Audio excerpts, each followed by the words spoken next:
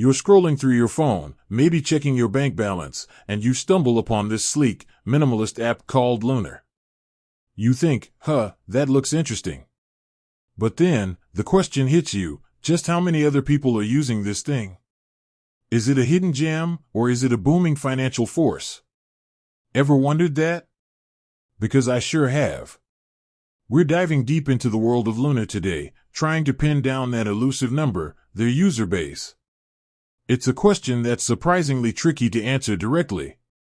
Companies, especially in the fintech space, often keep their exact user numbers close to their chest.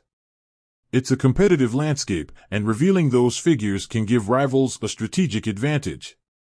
So, let's peel back the layers.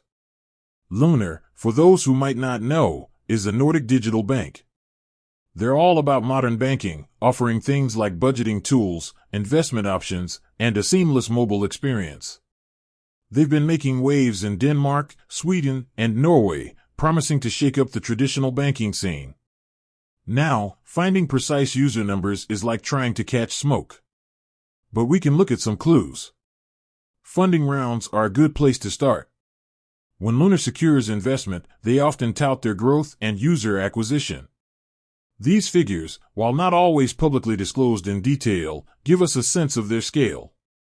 We also have to consider market penetration. The Nordic region, while digitally advanced, is still relatively small compared to, say, the US or China. This means that even a significant market share might translate to a smaller absolute number of users. Another factor is Lunar's expansion strategy. They've been actively pushing into new markets and adding new features. This suggests they're aiming for substantial growth. If they're successful, their user base will naturally increase. Looking at publicly available data, we can see that Lunar has been consistently growing. For example, press releases and industry reports often mention their rapid user acquisition and increasing transaction volume. However, they rarely provide a specific, concrete number of users.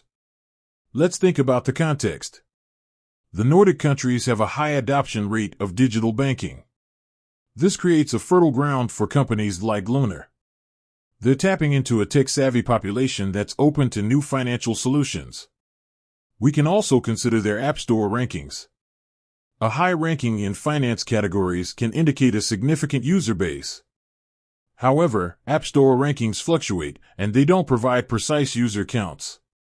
Ultimately, pinning down the exact number of Lunar users is a bit like chasing a ghost. We can see the footprints, we can feel the presence, but the exact form remains elusive. It's clear they're growing, they're innovative, and they're making a mark. But the precise number? That's something they're keeping close. The truth is, even without a hard number, we can see Lunar's impact. They're a significant player in the Nordic fintech scene, and their growth trajectory suggests they're only going to get bigger. The exact size of their user base? Maybe that's not the most important thing.